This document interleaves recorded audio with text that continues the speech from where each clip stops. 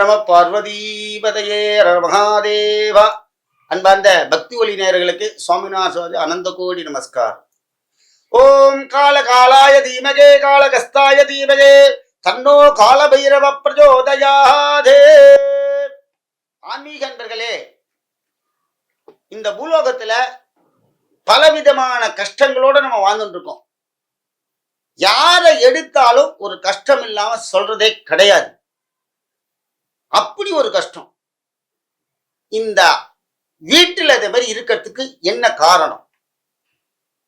சண்டை நடக்குது, மன ஒத்துமை இல்லை, திருஷ்டிகள், தோஷங்கள்.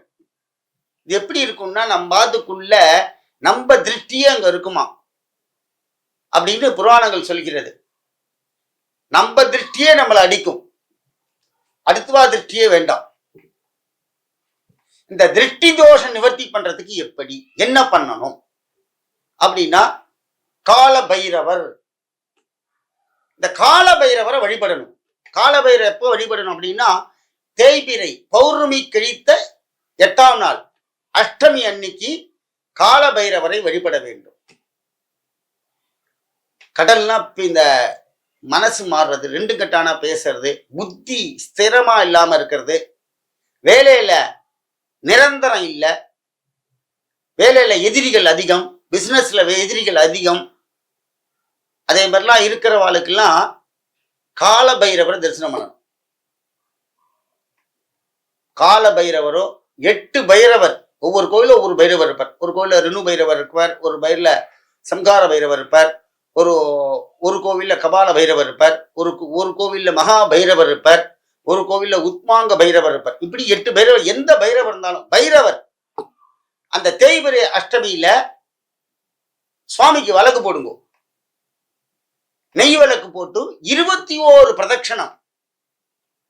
இந்த கடன் தொல்லை, பில்லி சூனியங்கள் இதெல்லாம் மறையணும்னா அந்த பைரவருக்கு என்ன பண்ணணும்னா, விளக்கேத்திட்டு 21 பிரதட்சணம் சுவாமியை சுத்திட்டு சுவாமிக்கு 11 எலும்பிச்சம்பழம் மாலையா போடுங்க.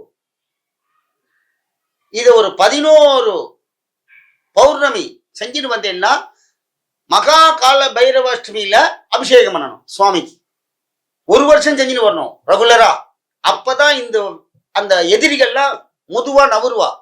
சுவாமி சம்காரம் பண்ணுவார். சம்காரம்னா என்ன தெரியுமா? நம்மளுடைய தோஷங்களை, கஷ்டங்களை அவர்கிட்ட நம்ம சொல்ல சொல்ல சொல்ல சுவாமி அந்த துஷ்டர்களை எல்லாம் விலக்கி நமக்கு ஒரு நல்வழிப்படுத்துவார்.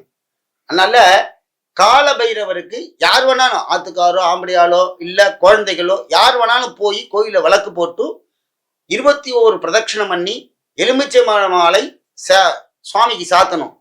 தேய்பிரை அஷ்டமி அன்னைக்கு பைரவருக்கு ரொம்ப விசேஷம். அதை பண்ணுங்கோ. அப்படி பண்ண பிறகு எம்பெருமானுக்கு தயிர் சாதத்தை கால பைரவ அஷ்டமி அன்னைக்கு எல்லா தேய்பிரை அஷ்டமியிலும் தயிர் சாதம் அன்னதானம் பண்ணுங்கள். கால பைரவர் நல்லபடியா நமக்கு அனுப்புவார்.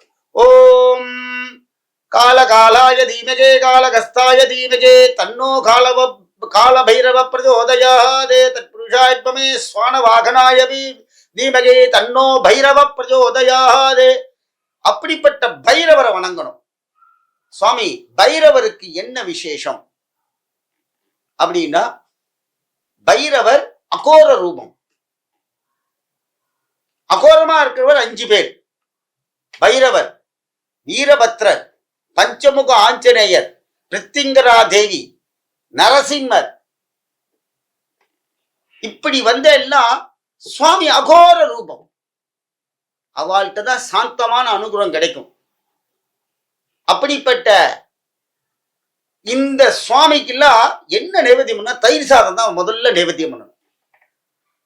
அது மாதிரி இந்த கால பைரவருக்கு தயிர் சாதம் பண்ணோம்னா இந்த சிறப்பு என்ன மகாபலன் அப்படின்னா, இது என்ன மகாபலன் அப்படின்னா, சுவாமி எல்லா கஷ்டத்தையும், நம்ம ஒரு கஷ்டம் தான் போய் சொல்ல போவோம், ஆனா பைரவர் எல்லாத்தையும் பார்த்து விரட்டுவர். ஆகையினால வியாதி வராது. கண்டிப்பா நீங்க நோட் பண்ணீங்க. எங்க தாத்தா ஹாஸ்பிட்டல் போனா சார், இது வரைக்கும் நாங்க யாரும் ஹாஸ்பிட்டலுக்கே போகல. தலைவலினா ஒரு மாத்திரையை வாங்கி போட்டுப்போம், அவ்வளவுதான். எல்லாரும் நல்வாழ்வு வாழ்ந்தார்கள். ஆகையினால ஆன்மீக அன்பர்கள் எல்லோரும் பைரவரை வழிபடுங்கள். பைரவரை வழிபட்டோன்னா பைரவரை பிரதட்சணம் பண்ணும் போது என்ன சொல்லி பிரதட்சணம் பண்ணணும் அப்படின்னா, ஓம் பைரவாய போற்றி, ஓம் பைரவாய போற்றி அப்படின்னு சுவாமியை சொல்லியே நம்ம பிரதட்சணம் பண்ணணும். அதுவும் வரலையா, சிவநாமத்தை சொல்லுங்கள்.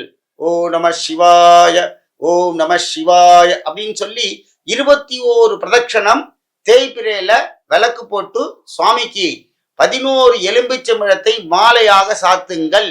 அனைத்து விதமான கஷ்டங்கள்லாம் நிவர்த்தியாகி பில்லி சூனியங்கள்லாம் அகன்று நமது இல்லத்திலும் நமது வாழ்க்கையிலும் சுவாமி நல்ல ஒரு அனுகிரகம் பண்ணுவார். ஓம் கால பைரவாய போற்றி, நம பார்வதி பதையே, அகர மகாதேவா.